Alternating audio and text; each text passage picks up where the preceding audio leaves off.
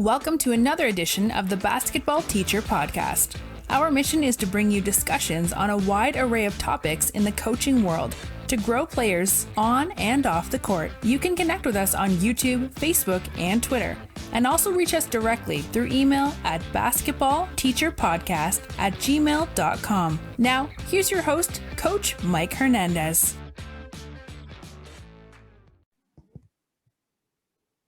Welcome back, everyone. Thank you guys so much for joining us here for another episode. As always, thank you so much for your support on social media and all the kind messages that you've left us. Read every one of them. Really, really appreciate it. Thank you so much. So for our topic today, coaches, as you all know, many players who take the game seriously have trainers or individual coaches that they work with. A lot of them have parents who put in a lot of time and money to help their child grow and develop as basketball players. And one of the challenges with that is making sure that players aren't trying to develop too quickly or trying to do too much too soon. You know, as the old saying goes, you have to learn how to crawl before you can walk. So today we're going to discuss this from a trainer's perspective. We're going to talk about what she does to train players, but also how she does it in a way that is age appropriate and teaches them the right skills when they're ready to learn them. So I'm very happy to be joined today by skills and development trainer and head girls basketball coach at Carlisle High School, Coach Kelsey Stasyszyn. Coach, thank you so much for joining us today. How you doing? Good. Thank you for having me. I'm really excited to talk some hoops here. Absolutely. I'll always love talking some basketball, no matter what the topic may be, especially this one. As somebody who is not a skills trainer per se, this is kind of new territory for me. So I'm looking forward to learning as well. So Coach, let's go ahead and get started with your basketball journey. Where is the game taking you? Where's your coaching journey taking you? And how did you end up where you're at right now? Okay, so back to my high school days. I played basketball all 4 years in high school, was a part of 2 district championship teams. I then went and played Division III basketball at DeSales University for my freshman year. It's right outside of Allentown, Pennsylvania. I since then transferred to Shippensburg University and I threw javelin. It's a Division II school, pretty good track and field team. And while I did javelin, I was a middle school basketball coach. So I juggled both, as well as assisting my family in starting our own skill and development company, which has since grown to be called Unleash Potential. And they're now one of the largest skill and development companies for basketball in Central PA. Since graduating from Shippensburg, I took another middle school coaching position at a different school and continued to train with my family business. And the local high school coaching position for the varsity girls team opened up last year. And since I'm from this area, I kind of knew that it was meant to be. And I took a stab at jumping into the coaching world. So my first year of coaching was during the COVID pandemic, which is also interesting, but I found that this is where I'm meant to be. That's awesome. I want to ask, what was that like, kind of going from, you know, the business that you're working in, working kind of as training, to stepping into the seat of being a coach, especially during a COVID pandemic? What was that situation like? At first, it was a little intimidating just because when I was hired, we weren't allowed to get into our gym, so as a skill development trainer, I'm thinking we need to get in there and be doing drills, working these girls out. But it was kind of neat for me because it forced me to get creative of how can I instill a new culture and new standards without being in the gym. So we decided to do a book talk. And we read Why the Best Are the Best by Kevin Eastman. He was the old assistant coach for the Boston Celtics. And we broke that book down, and those standards that we learned in that book of the 25 power words of champions, we used them throughout the year, and it really gave us a good foundation once we did get in the gym. So much so that we're doing a book talk this year, even though we are back in the gym. Oh, that's awesome. I love the idea of doing book talks and things like that. I think that's great. 25 power words of champions. I'm gonna have to look that up too. Do some summer reading of my own. Yes, the book is actually called Why the Best Are the Best, but for any coach, athlete, trainer, it's a must read. Really relatable to players. Awesome. That is great. Coach, before we get into our topic, one of the things that is very obvious about you, if you look at your social media, is you are very passionate about health. You're very passionate about fitness. So I wanted to ask you, in what ways do you incorporate that passion into your coaching and into your training? So when I look at training, I look at coaching. Obviously, at the higher levels, you have positions that you play. But really, when I train up through those high levels, we try to train the total player. And I look at health and fitness and sports performance as the same ordeal of I'm training the total package athlete. So with that comes nutrition, with that comes mental health and mental toughness. With the sports performance aspect, we hit the weight room as well in the off season, rather than just, getting in the gym and doing skill work and team activities. And we really work on power and strength. So not just building, bodybuilders, but we work on how fast can you move heavy weight, because that's what matters in basketball.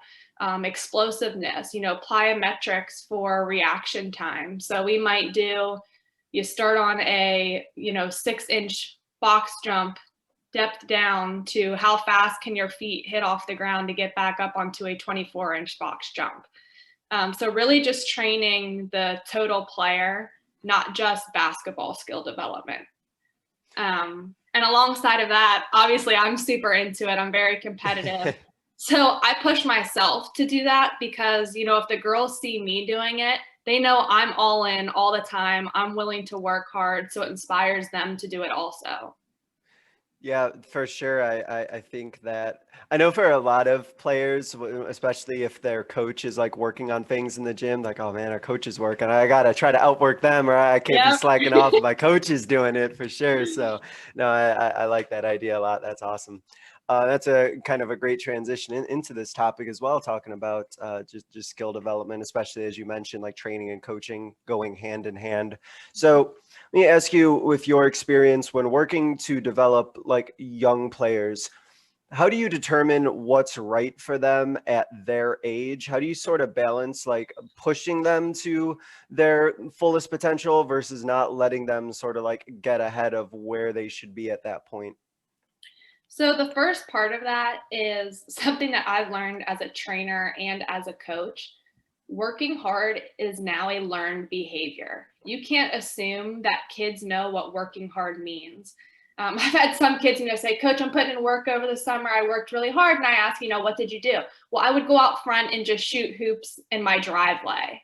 So that's not technically working hard. That's just going out and getting some shots up. So you almost have to assume they know nothing and teach them what working hard is. And for me, working hard is getting uncomfortable. So when you get to the point that you can be comfortable being uncomfortable, you're working hard. And uncomfortable can mean different things for different age groups. For a third grader, it might just be you're completely exhausted after doing a drill because you gave it your all, and being tired might be uncomfortable for you. For a higher level player, it might be you're trying to make your moves so fast to the cones that maybe you lose the ball. Well, that's fine. You got uncomfortable during that drill.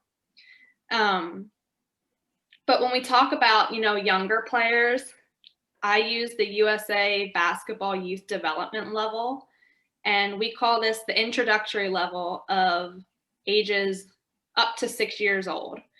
And the most important thing for them to learn is the fundamental movements and overall motor skills when it comes to playing basketball.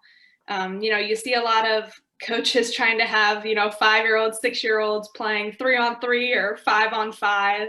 And at that point, they just don't really need that 5-on-5 competition. They need the motor skills and the fundamentals of, pound dribble with your right hand and get your guard hand up. Just really the basics and sticking to that. There's group skill competitions that I do with that age group. You can line all the players up on the baseline. They all get a ball, and it's called red light, green light. When you say green yeah. light, they push the ball out as hard as they can. When you say red light, they try to come to a complete stop with a wide stance, just teaching them that wide stance and still dribble until you say green light again. So just really basic things that they can still push themselves and get to that uncomfortable level while doing so. And I like that there's kind of like that basis for it. You talked about like using like the USA and the youth development and having something to kind of go off of, because I feel like that is also probably really helpful when you're having those conversations with like parents about like, here is like what we're going to do and this is the reason and rationale behind it, because I think that could be something that perhaps maybe people who are going into being a trainer or looking into it, they might struggle a little bit with, is how to have those conversations with parents about like, this is what we need to work on. And so I wanted to ask you about that directly. Like, are those conversations that you have with your parents when they want you to work with young players? Like, this is what we're going to do with them and here is why? Yeah, and even from the players too. I True. ran a clinic 2 weeks ago, and I really broke it down. We worked on basic footwork. This was a fifth grade boy, and he was finishing off of the wrong foot for a layup. And as we know, Kyrie Irving, he can finish off the wrong foot because he has built the skills for the fundamentals that he can be shifty in the air and do that and almost make it every time. So I broke it down and I was helping this fifth grader on taking off of the right foot for your layup. And he says to me, well, Kyrie Irving goes off the other foot. And I explained to him, well, Kyrie Irving's been playing basketball for X amount of years now. He is performing at a professional level. We need to work on getting the fundamentals down so that when you can do that almost perfect every time, then we can graduate and progress onto the next skill of how to finish for a layup. And his dad was there for the conversation and completely agreed with me. I think part of the issue in today's world too is you see a lot of trainers that, on social media or wherever it may be, just posting these fancy drills that really are just for likes or, to get people to come watch the video, but they're not really working on fundamentals or teaching the game of basketball. It's more so of who can look the best in this video or who could do the coolest drill. And I think that plays into it.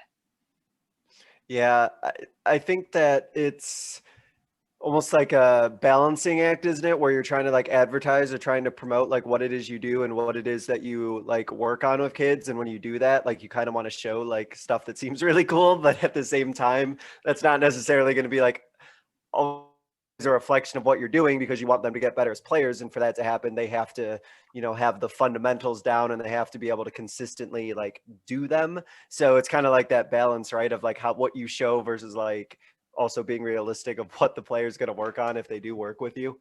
Right.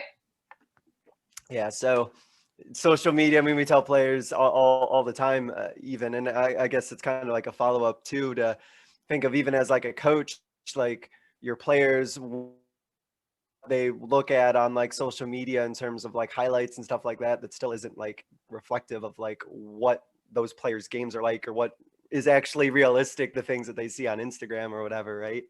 Right. If we had a camera on some of these NBA players when they are in the gyms by themselves working on things, you would see, completely different footwork and skills that they're working on. I remember a few NBA players just of talking with their trainers of just they couldn't emphasize enough how when they get in the gym, they do fundamentals every day, basic footwork, basic pivoting into shots. They just drill it into their mind, body, spirit every single day of the footwork, the basics. And that's something that's not seen when you're watching, NBA highlights. Yeah, no, for sure.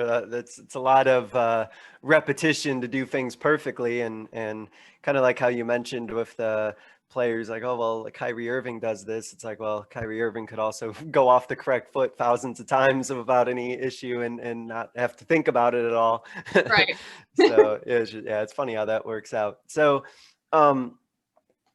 how do you kind of determine I know it's kind of a case by case situation, but how do you sort of determine whether or not as a player is getting older and then they're starting ready to do more and more? How do you kind of determine what their like ceiling is versus like this is how much I know that you can do at this age, and maybe for certain players like this is like only as much as you can do, but like that's okay. I guess as a player gets older and older, 8, 9, 10, 11, like how do you determine their ceiling? Is it still you kind of using that manual that you're going off of? Yeah, so there's not a cookie cutter for each player and the drills that they should be doing. You can't just take a drill set and try to mold that into each player. Just the way as a coach, you can't just motivate the team the same way for each individual player. You have to figure out what motivates each one. So it's almost the same with skill work. So I look at 8 skill categories, and this is also under USA Basketball.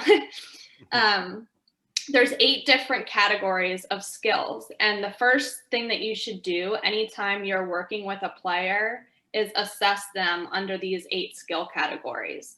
And the 8 are ball handling and dribbling, footwork and body control, passing and receiving, rebounding, screening, shooting, team defensive concepts, and team offensive concepts. So that's kind of your baseline of, I'm going to see, do you know what triple threat is? Can you perform triple threat properly?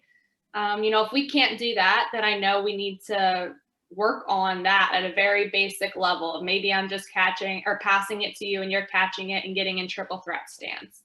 If we seem like we've mastered that, maybe I'll add in a dribble to a jump stop to get into triple threat, and then we work on different pivoting, like a drop step or a reverse pivot. So it's kind of using a baseline for each 8 of those categories, and then being creative and crafty for, depending on where the player is at, I might start with this drill and progress from there. And when you're working with players, I'm sure you come across situations where if you're looking at like those 8 different, competencies, where a player might be right where they need to be on some of them, but they also might be like maybe behind on like 1 or 2 in particular. And do you have to like spend time maybe kind of working on the ones that they're behind and then kind of building those up? Or I know it's not a one size fits all, but I'm curious if you come across players who may seem to be really lacking in like one particular area. Is that like something that you focus on first? Yeah, so I'll focus on that a little bit more. And it also depends on the environment. So if it's just an individual session, then I have time to actually break that skill down and really work with them. Now, if you're throwing this kid into a group training, even if it's just with 2 or 3 kids, you have to find that balance of, he might not be, or she might not be as advanced in this category as the other 2. So you can't spend too much time with that player individually on working with Right. that. The coach and sound bites, little words that you can say to them to remind them, triple threat, we get down, we have a wide stance. You just keep coaching in those sound bites to remind them. And whether you have an assistant coach, a helper, or you spend time with that kid after the session to really work with them more in that aspect rather than stopping the whole group. There's a fine line. Yeah, it's really true. It kind of makes me think about like just teaching as well, or just coaching as well. If you have like a big group and you can't necessarily give all of your time to one person, because then that's unfair to others. You kind of have to, like you said, the sound bites sort of hopefully be able to communicate in a way that they're kind of pick up on it while still teaching everybody. So yeah, I totally get that. And I think the communication part is also a good part to bring up as well. Talk about age appropriate skill development. Kind of as a trainer, you also kind of have to have age appropriate communication as well, Right. because of what players at certain ages can even handle. So I wanted to ask you about how you've kind of developed that, like your ability to communicate effectively for players of all ages. How did that kind of develop for you as a trainer? And is there any advice that you would give for maybe aspiring trainers on how to communicate in an age appropriate way?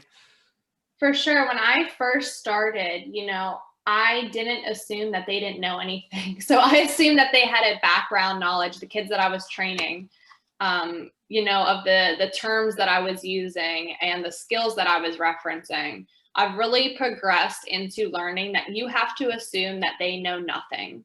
You need to teach them everything, even when it comes to terminology that you use, because in today's world, if I say no face cuts, for me, that means something. For another coach, it might mean something else. So anytime you use a term, kind of giving that baseline definition and demonstration of what it is, so that when I continue to use that terminology, they have that picture in their head of, okay, coach showed me this is what no face cuts mean. She wants me to jump to the ball and, keep my defender behind me so that I can still see her and the ball.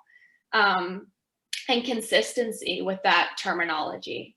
So kind of similar with the sound bites of you have those terms that you use when you're doing drills, when you're coaching, and you're consistent with them to not confuse the players because they're entrusting in you to know what you're talking about and have knowledge about the game.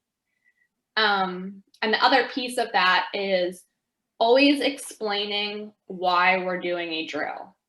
So you see a ton of cone drills, and I've heard people say, we don't do cone drills. They're not game-like situations. Well, you have to make them game-like situations and explain why we're doing this. Why are we touching the cone before we shoot? Because we want you to stay low. In a game, you're not going to be touching a cone and coming off for a shot. But in this drill, we are, because I really want you to work on, after you touch the cone, we stay down in that low stance. And we have our hands up ready for a quick release.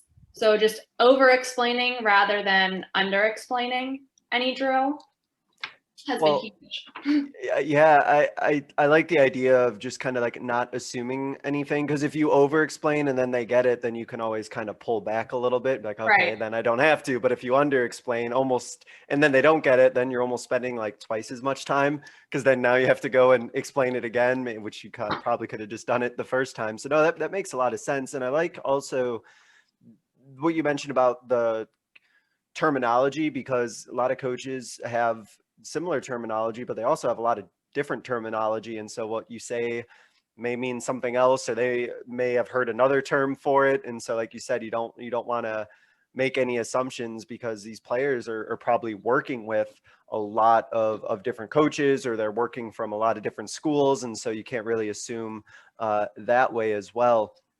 And so as a player, as they start to get older, and as they start to perhaps get more and more serious about playing the game of basketball, are those conversations you have with your players in terms of like what their basketball goals are? What are they aspiring to do? And does that like sort of change how you work with them, once they start to get to that high school age and maybe they have like real high aspirations and real big goals for themselves versus players who maybe are just trying to get better? Do you have those conversations with players?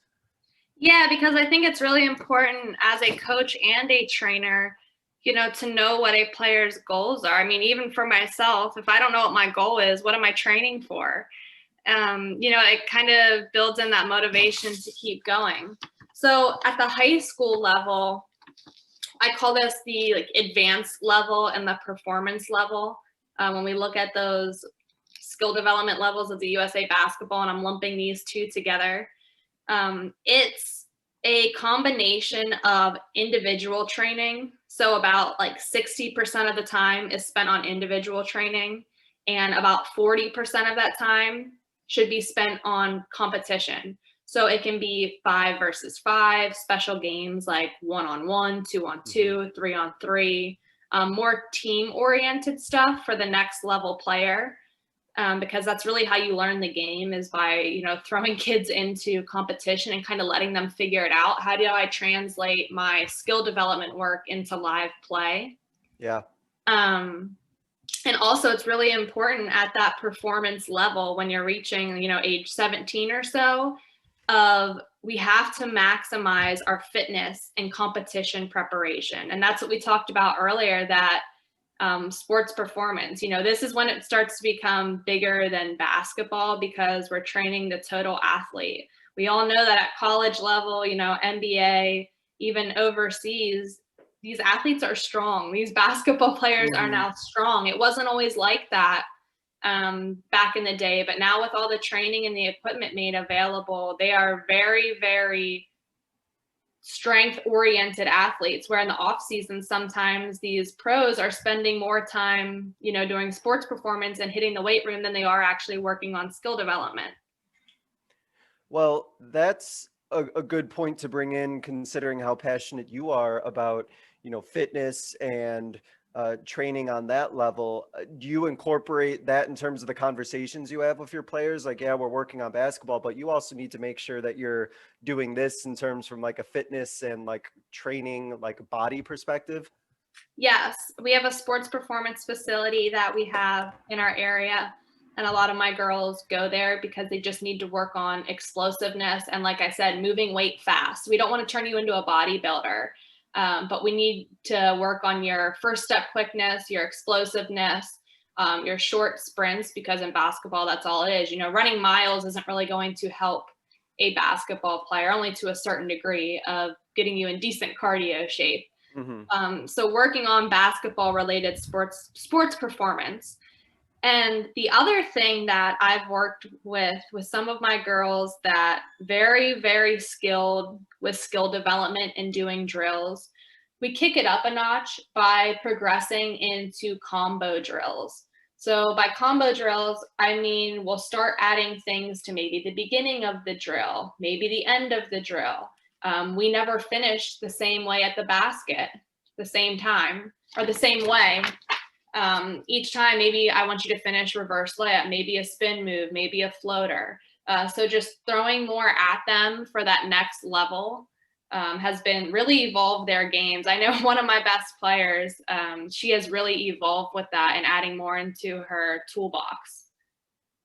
Yeah, I like the idea of like combining things, because I think that that's something that and you could speak to this, could be a little bit tricky in terms of like training, is that you want to make it like authentic to like as best you can into like a game like experience, and just doing one thing, especially for real high level athletes, might not necessarily be what they need. They might need to do combinations of different things to kind of get them ready, but at the same time, as we talked about, they have to make sure they can do those singular things really well before you start incorporating all these other elements. And I'm sure that that's something that you kind of balance and evaluate case by case.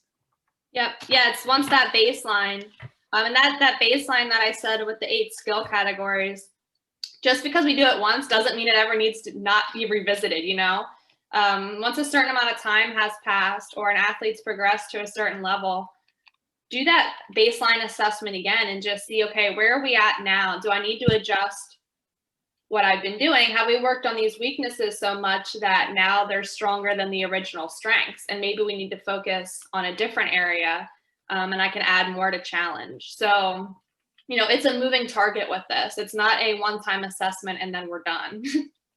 Yeah, because players need to continually kind of be working on those things also away from you as well, and making sure that they're working on them and improving on those, hopefully going above whatever that baseline is, or at least pushing themselves to go above that. And that's actually a good question for me to ask you. And when you're having those conversations, whether it's with players or with parents, depending on the age level that they're at, do you give them like certain expectations of like, all right, you just work with me, but this is what you need to be doing on your own? How does those conversations go in terms of like the work that you would want your players to be doing when they're away from you? Yeah, I always, I take what we do and I'll usually break out parts of that and say, I always ask them the question, is this something that you can work on your own? Do you have the resources? Usually all they need is a ball. Sometimes they don't even need a ball. So the answer is always yes. So, I'll show them parts of the drill that maybe they could work on, even just footwork that they can do at home. So I always give them something to take away that they can work on themselves. And a lot of our drills are drills that they can do on their own as well. Even if you don't have a cone, you can use a shoe, you could use a water bottle. You can put anything down as long as you have a basketball to work on these skills. And a lot of them, they take this and they go work on it and they come back and you can tell that they've been working on it. And something that's been challenging, that I've been challenged with over the years of me being a trainer, is not allowing them to get bored, switching up my drills, not just the drills, but even the style of drills. Because that's the last thing you want, is to instill boredom with the game of basketball and the drills that you're providing. So it's kind of our responsibility as a trainer to, keep researching, keep being creative, and keep coming up with new content so that you're not sending them home with the same ideas every time. When they're coming to you, they're not being put through similar drills every time, and you keep that excitement in them. I think that you touched on something that's kind of really important to address, especially for those who might want to be trainers or who are currently trainers right now, is the idea of burnout. I think that that's something that a lot of coaches have on their mind, especially as I feel like more and more players are becoming almost like year-round basketball players, and then that's like singular focus on it. And if they've been doing it since they were 4 or 5 years old, and they've been doing it almost year-round, and now they're getting to their teenage years, is that something that you kind of have to like look out for if you had experience with that, with players who might just kind of be mentally or kind of emotionally exhausted from the game because they've just been doing it for so long? Yeah, and that's a piece of it, is you need a bank of drills to work on the same fundamentals. I call it, you can't get bored or tired. So it goes hand in hand with the bored and tired, because, anything you've been doing for years, at some point you're going to probably get bored of it and you'll probably be getting tired from it. So it's kind of coming from a different perspective of, okay, we've worked on these fundamental drills. I've thrown some new things at you. Maybe today we're going to throw in some competitions. Because, true competitors, true athletes, you don't get bored of competition. So having that mix, and also just thinking outside of the box. I've even taken some of my girls and I'll say, okay, we'll look at some game film from last year. Our session today is going to be watching film from last year and breaking down things that you and I have talked about and seeing you do it in live action. And it gives them a different perspective. As an athlete myself, I always learn differently when I watched myself perform. And it also is a little bit motivating. Oh, that's how I look like, or that's how I'm doing this correctly or incorrectly. Now I'm kind of excited to get back in the gym and start building off of that and improving. I like the idea of competition. I think that's great. I think anything that incorporates, whether it's competition or like, as you said, kind of like watching yourself, because I think that's what's the old adage about like film not lying, or like this is what you do because this is what it says on film. So like, well, can't argue with that because that's what it looks like you're doing. So yeah, I do think though it's just so important to just be aware about, whether it's coaches or trainers, is just like where your players emotionally or mentally at, especially as they're growing in their adolescence and their teenagers, and they have all these other things going on and all these other changes that are happening with them, is just making sure that the game is still fun and something that they're still like getting up for and excited about. So right, very important. Yeah, incredibly. So I think one of the challenges that as we kind of talk about our age appropriate now, as we get to sort of the high school age, one of the challenges I know that coaches and trainers talk about is the kind of the clash where a trainer will be working with players and then they say like, well, our coach wants us to do things this way, or coaches are like, oh, you can't do things the way your trainer does, this is how we do it this way. I'm just curious if you've had conversations like that, or if there's things you've had to sort of like kind of work through where players feel like they're being told one thing by another person and then you're trying to tell them something. Is that ever something you have to kind of like reconcile? Yes, that happens more often than what you would think. Yeah. Even just with coaching the girls on my team, they'll say, well, my AAU coach wants me to do it this way. So which way do I, do this? So there's a few pieces to that. For me as a trainer, when I talked earlier about, terminology and those sound bites, I always keep those consistent, no matter who I'm working with, no matter what their high school coach says, just because if I start varying in that and, I'm telling one girl, no face cut means this, and then I'm telling another one, no face cuts means that, you lose trust in your player, and you add confusion to the players. So I always keep my terminology consistent no matter what. When it comes to, as a trainer, on the trainer side of it, what the high school coach is teaching and what I'm teaching, I feel it's my responsibility as a trainer to be working on things within the coaching system that they're under in high school, and not how I want them to play. So an example would be shooting drills. I think it's my responsibility to ask them, what are the shots you're getting out of your high school's offense? Whatever system your high school runs, where are your shots? Are you coming off screens? And then it's my job to incorporate that into the drills that I'm doing. Because ideally, we're training for them to perform in a 5-on-5 model at the high school level. So if I'm not giving you shots in training that you're going to be taking during a game, I'm not really helping you as much as I should be. Well, that's a good point that you bring up in terms of like the system, maybe that like the players that you train and work with, they kind of run, or where they kind of fit within the offense that they're working in. Because as you mentioned, you want to make sure that that's translating, as you said, into a 5-on-5 situation. So you want to make sure that, okay, if this is where you're going to be at in your offense a lot, or this is what you're working on, I want to make sure that they can be as efficient and as good as they can be in that situation as well. So that's actually a good point that you mentioned. I never even thought of it that way. I kind of learned something too as well. Yeah, and the other piece of that, when it comes to the confusion that you ask about, my coach told me to do it this way, you're telling me to do it this way.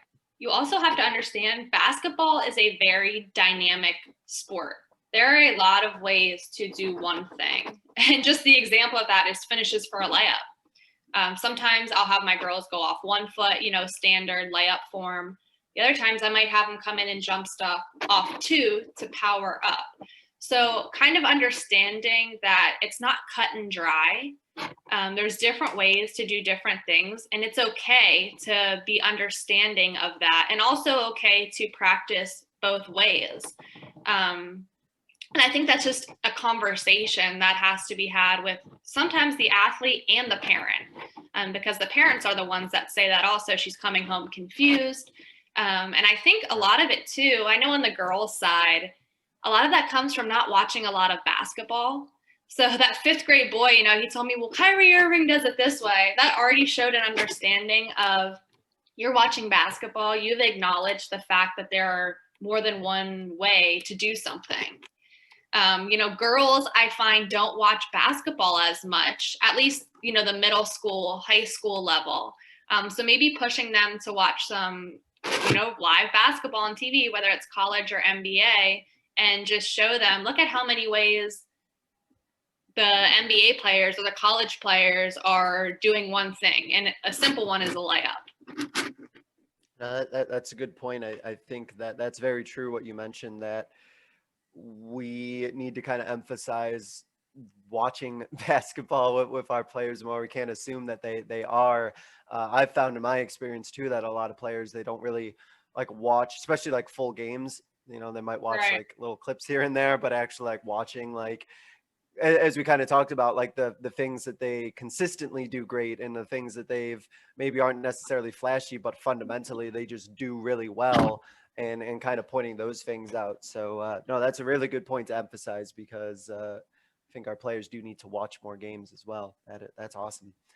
One of the really interesting things that I think about with people who are trainers is when they do work with really young players, and how they kind of have to almost revert back to think about how they were when they were that age. And when we have players who maybe they played in high school and now they're going to become, trainers, or, maybe even adults who are thinking about going to training, and they're working with, really young players, and it's maybe been many years since they were that age and been in that headspace. What advice would you give to maybe aspiring trainers, or maybe trainers who are going to be, working with really young players for the first time? What would you kind of tell them so that they're as, maybe ready as they can be to work with players at that age? I would say my few pieces of advice would be to keep it simple. You don't really need to, like I said, do any time playing 5-on-5. Just teach the basic fundamentals. Assume at this really young age that, I'm going to keep saying this term, assume these kids know nothing. Yeah. So, start with basic, we have a wide stance whenever we're dribbling. Why do we, and then you always say, why do we have a wide stance? And we demonstrate. If I come over and I give you a little shove on the shoulder and your stance is wide and you're low, you're not going to move. You're staying on balance. Now I want you to put your feet together really close and stand straight up. Now, when I come and hit you on the shoulder, you're probably going to have to move your foot to catch yourself. Just really basic explanations and demonstrations of why we do the fundamental things. And the other piece that I think is crucial is at this stage, we just want them to associate basketball with fun. If I'm training a 7-year-old or a 6-year-old, we don't know if he even wants to make it to the NBA. We don't know if he will. We don't know how good he'll be, in high school. So your goal as a trainer is just allow him to consider basketball fun. Do some fun drills that also add in the fundamentals, like that red light, green light that I had mentioned. And the other piece is, you're the first person that they're probably coming to be introduced to basketball. So keeping that consistency in what you're telling them is very crucial, because they're at an age where they're soaking up all the information.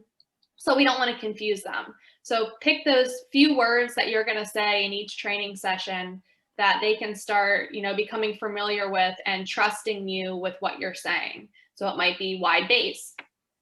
So by the time they left that day or the next day, they know, okay, when coach says wide base, I know they mean this. One of the things that I'm kind of hearing over and over again, and it's really interesting because it's the same thing I say when I work with people who want to be teachers, is it seems like, and you can correct me if I'm wrong, it seems like it's really important for that trainer, especially if they're working with players at a young age, to care more about working with people rather than they do about the sport itself. They have to have that passion of working with others and working with young people, more so than they do for the actual game of basketball. Is that correct? Yes, very correct. You have to be very present as a trainer, and just, if you're working with these kids at a young age, really love what you're doing, because kids feel that energy.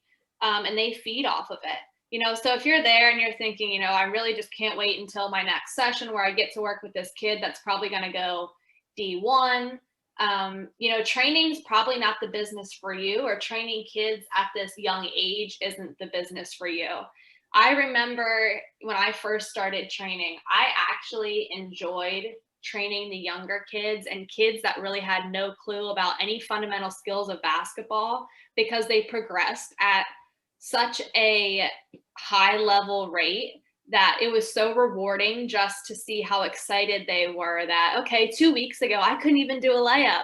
Now I can actually hit the rim whenever I'm trying to shoot a layup or hit the backboard. So, for me, that's the exciting part. So it really is something that you need to assess as a trainer. If I want to be a trainer, what level do I want to train at? Do I want to do all levels, or is this maybe not for me to do, kids that are maybe up to 12 years old? And you can also speak to this too, that, when you're working with players at whatever age that they are, mistakes are going to happen, and you have to kind of embrace the mistakes and the struggles, and kind of, being in the mud a little bit and kind of working through that. And as a trainer yourself, you can't push them, beyond what they're ready for, necessarily get frustrated at these certain mistakes that they're making. You almost have to embrace that as part of the process, and again, celebrate when those successes are made. And I think it seems important as a trainer that you yourself kind of remain kind of even keel, kind of calm and focused, and not stress yourself out personally in terms of maybe some of the setbacks that they're having. Am I right in thinking that? Yeah. And for me, off of what you're saying, there's two pieces to this. And this is for any level, really. I would say, the younger kids, it might be a little bit more important, because that they're at this age where they're, developing their mindset still. The first part of it is, when it comes to mistakes, no one learns anything from doing something perfect. Even, as adults in our life, we have learned lessons from going through pain or hardships or making mistakes. So as a trainer, when I talk about, getting uncomfortable, I want my athletes to make mistakes because that's how they're figuring out, oh, that didn't work. So now I'm going to try it this way. That's how we get to quote unquote perfection, is by them making the mistakes. So for me, that's encouraged. It's not looked down upon. And the other side of that is we're here to build self-confidence in kids of all level. So it's easy to criticize when they make mistakes, but I challenge myself to always catch them doing something right and build off of that. So, if I say, I want you to come off this cone a little bit tighter, but I really love how low you are, your hands are up and you're ready to shoot. So I always give a positive to something that they did negative. Yeah, and that kind of speaks to, understanding who you're working with, especially when you're working with, young players of any age, is that, they can't, nor should they expect to just be, told all the time what they're doing wrong, or just criticized, just say like, you got to improve this, you got to improve this. Because I know that, and you can probably speak to this too, that if kids hear that, they'll assume that they're kind of like doing everything wrong. Mm-hmm. And so it's really important for you to like emphasize, like you said, like, no, but like you are doing this right now. Let's just work on you doing this. So at least that they feel like they're having like success in some areas. And because as you know, like, especially as you get to work with teenagers, self-esteem is a very tricky thing. So Right. it's very possible that they may take like something that you're trying to correct as like a reflection on them as a person, and could almost completely lose them at that point if you're not making sure you're putting those positives in there. Yep, completely agree. Yeah. So one other thing I wanted to touch on really quickly is, I think that I've heard trainers who I've talked to, they've kind of had these kind of delicate conversations with players where, maybe players have had like these really high aspirations, and, they really want to get to a certain level, but you as a trainer may have to be like realistic versus like where it is that they're actually at, like especially as they get to high school age, like, hey, I know you want to get here, but really like this is actually where you're at. And so I wanted to ask you if you had any sort of like tips and tricks that you could maybe arm some trainers with when they ever have to have kind of those more delicate, difficult conversations with probably more the older players that you work with. Yeah, so two words that I'm going to take from my book talk that came to mind when you asked me this. So the first one is truth. And we talk about, as a player, as a coach, as a trainer, you have to present the truth. And there's three parts of it. It's being able to take, tell, and live the truth. So as a coach, as a trainer, it's my responsibility to tell the athlete the truth, whether it's what they want to hear or not. I don't want to sell them dreams. So, being able to tell them, this is where you are right now in my eyes. This is where I see you. I know it might not be where you see yourself, but as an outside party, as your trainer, I have to be honest with you. It's then, on them to be able to kind of take the truth of being able to recognize that might be where I am, and I could see that that's why you think that's where I am, and kind of process that in. And then the last part of it is live the truth. So knowing that truth that we just talked about, knowing where you say you want to be, how are we going to live that out now? And once again, that's the trainer, the coach's responsibility of helping them outline a blueprint for, if you want to get here, this is what we have to start doing to give you a chance to get there. And that kind of matches with habits of, do your words and what you're telling me, does that match your actions, and vice versa? Do your actions match your words? So I want to play Division I basketball in 2 years. I'm a junior. And, someone comes to me and says that, well, we have to look at what habits do you currently have that align with that goal? Do you have any? So it's really just being able to tell the truth and assess what they're saying, but then not just shoot it down of, well, I don't see you as a Division 1 player. I see you more as a Division 3 player. So whatever you tell them that truth, it's kind of helping them to get to the level that they want to be at. And if it's not even something that's realistic, where I'm a senior and next year I want to go to the WNBA, obviously telling them that truth, but then coming up with a blueprint plan for, if that's not realistic, how can we still feed your basketball need and get to a different level? I have to ask, is this something that you have like sort of like developed this skill to have these conversations? Have you kind of always kind of had to have these conversations with players? Is like the book kind of like helped you a lot with like arming you with like the right things to say? Because I imagine, especially for somebody who might have to have that conversation for the first time, like it might be a little nerve wracking for them. So I wanted to ask like how you kind of got yourself to that point where you're really confident as best you can be having those conversations.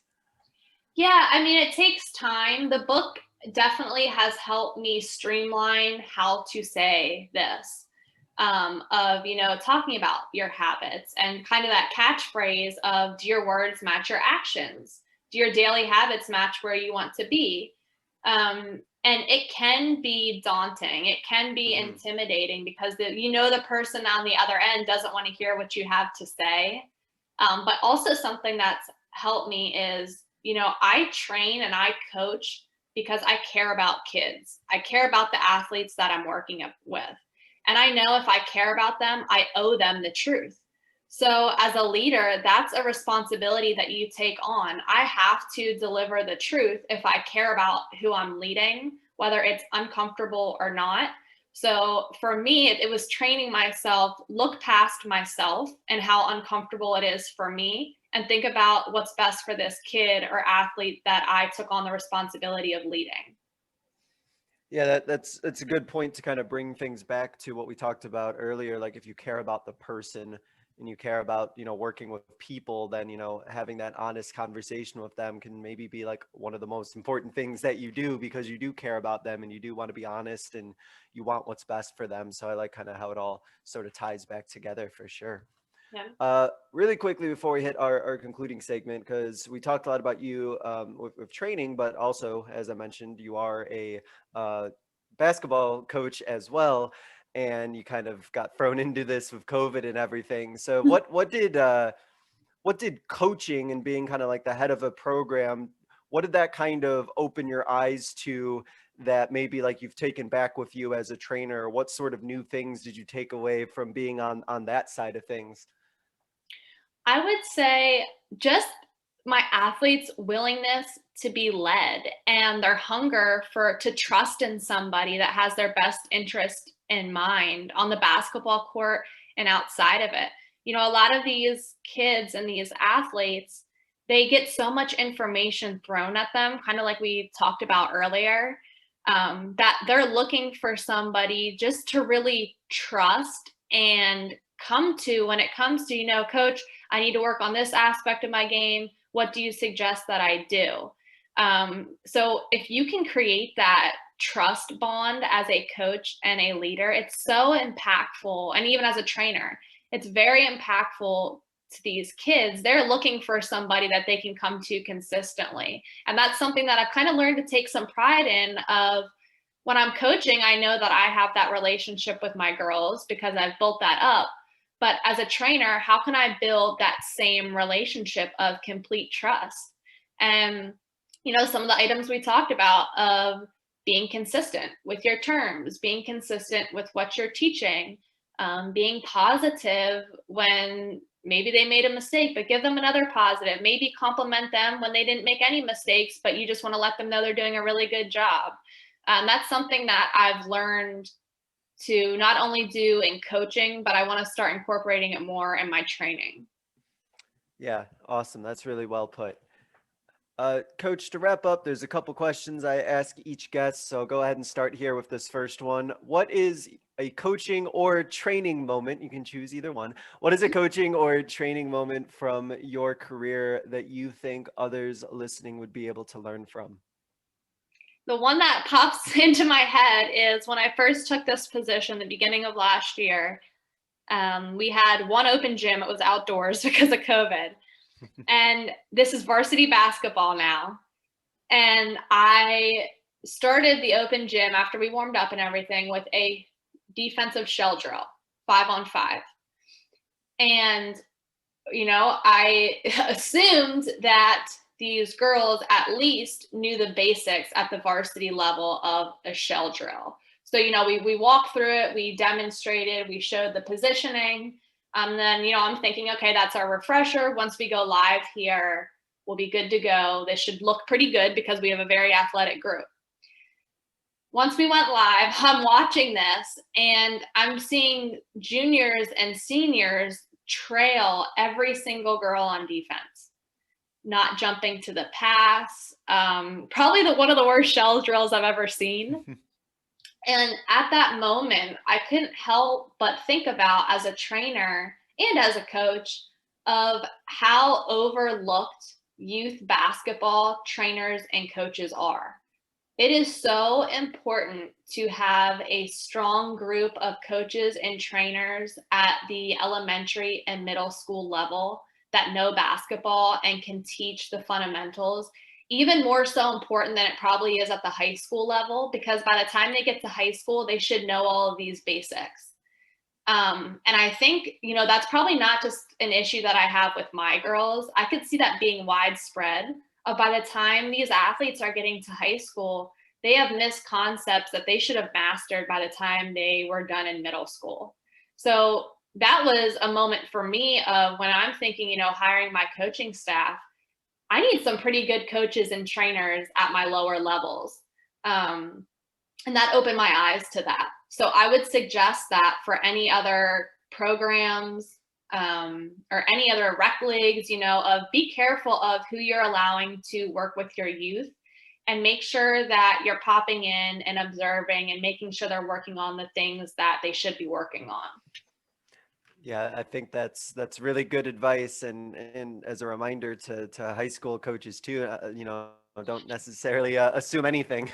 Right. Kind of as we talked about before, like you want to make sure that you are ready in case you got to take a couple steps back or maybe break things down a little bit more. So no, that's really good. And then, Coach, to wrap up, I give every guest what I call a 60-second soapbox. It's your platform to get out your final message, kind of a final thought or a closing idea that you want to leave the listeners with. So I'm going to go ahead and give you the floor, and you can take it away from here. Okay, I would say the one skill that I talked about as a trainer and a coach was communication. But other than us having communication skills and that being crucial, that's a skill a lot of these athletes don't have as well. They have communication skills when it comes to, texting or being on social media. But at the high school level, communication skills are lacking. And it's the same thing with drills. We have to teach these players how to communicate. Even if I send you a text message as your coach, as your trainer, I need a response. That was something when I was hired, I wasn't even getting responses. So teaching, you need to acknowledge that you got a message. That's a basic form of communication. Bad body language is huge because that's a form of communication. How you're holding yourself at practice, if I correct you, are you slouching your body? Are you putting your head down? We need good body language because that's communicating to me you're coachable, you're receptive. And that's actually something a lot of college coaches are now looking at is body language. You might be the best player, but if they see bad body language or you go to the bench, you don't shake hands with your players and you're just sitting at the end of the bench with your shirt over your head, you're mad. A lot of coaches will scratch you off the list for that. So just a reminder for coaches and trainers that I think you see the theme here. Don't assume that your athletes know anything, even the basics of communication. That needs to be taught. And that's something that I think I would end with because that's very important, I think, in the coaching and training world. Yeah, excellent. Just a great life skill in general too. Ability to communicate and communicate effectively. And I like that you mentioned body language as well, because your body language can sometimes give away things that you think you're hiding with your communication. So Right. really well put. Coach Stasyszyn, thank you so much for spending some time talking about your experience as a trainer and everything that goes involved with age appropriate skill development. And best of luck next year. Hopefully you have kind of a normal season that you get to actually coach and do things the way that things should normally be done in the coaching world, not with all the crazy COVID stuff going on in the world. Thank you so much, Coach. Good luck. Yes, thank you, Coach. Awesome. And thank you guys so much for listening. This was another edition of the Basketball Teacher Podcast. We'll see you guys next time. Thank you for listening to another edition of the Basketball Teacher Podcast. Make sure to connect with us on YouTube, Facebook, and Twitter, or reach us directly through email at basketballteacherpodcast@gmail.com. Take care, be safe, and we'll see you next time.